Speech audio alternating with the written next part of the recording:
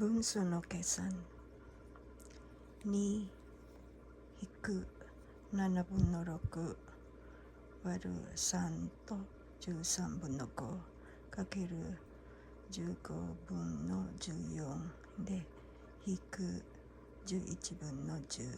So, equal. Unang-una natin gagawin rule ng kesan. Unang-una, ito, warisan. Gagawin natin siyang bunso. So, bale, pag ginawa mong bunso siya, 3 times 13 plus 5 equal 44. Debong po niya 13. Pasensya na, hawak ko po yung telepono kaya medyo pag hindi nakukuhanan yung nakatingin ako sa whiteboard. So ito na, nagawa na natin yung first step. So 44. Hindi, bumpo niya jusang. So baba tayo.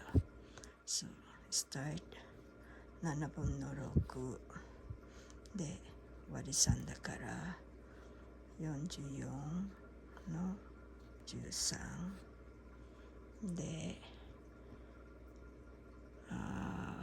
dahil sa warisan siya magiging baliktad dito.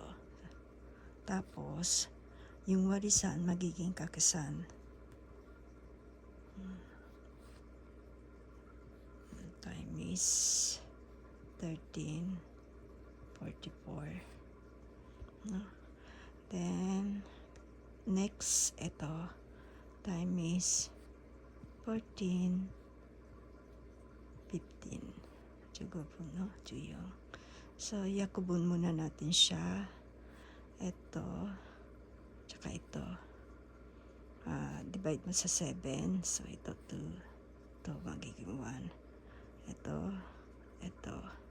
So magiging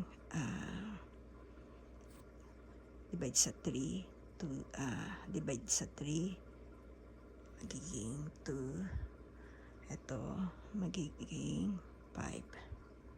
Next step, 2 times 2. 2 times 2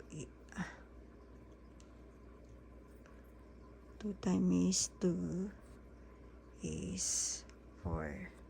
So etong 44, gawin natin 44. Then divide natin sa 4 itong 44. So eto yakubun suru kara 1, eto 11.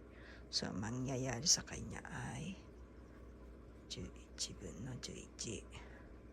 No? Next naman, gagawin natin ito, yung mga ichi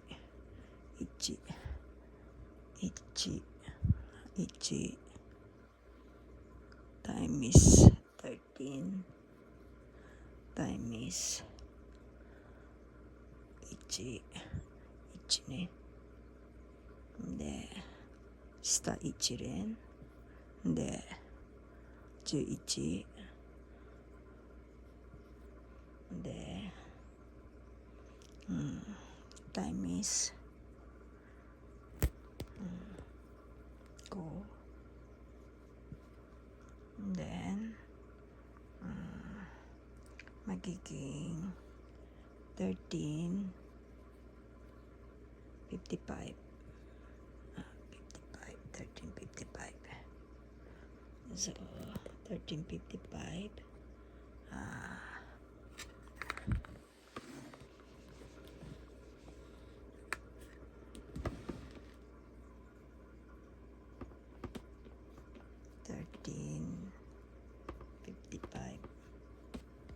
1355 siya. Then next step na gagawin natin ay ito ni hiku jusang 55. And then, minus ito. Then, 11. So, kailangan pareho ang bumpo niya. So, kailangan gawin natin tong bumpo. Paano magiging bumpo siya? No. Dito.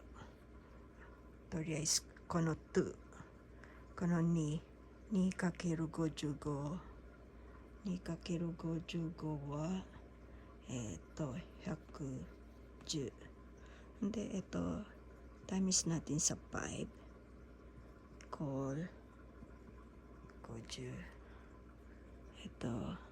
Times din natin sa 5 110. So 110 na siya, no? 110 na siya. And then next na gagawin natin ay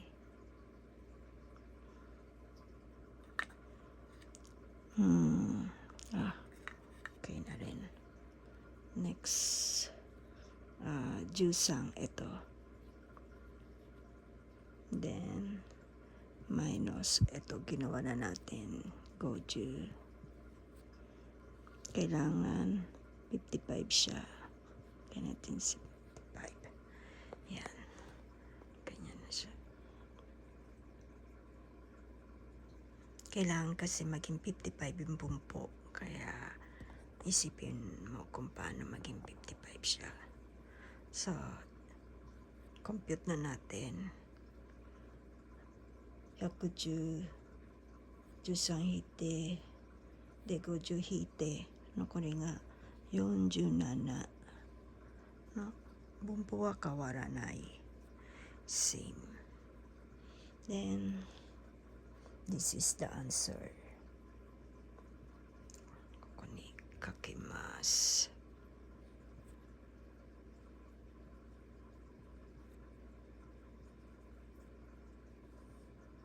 47、55. That is the answer. Pasensya na sa hawak-hawak ko lang yung telepono. Ito yung kanyang answer. So, ito, lalabas na entrance examination ng junior high school. Bunso no mondai.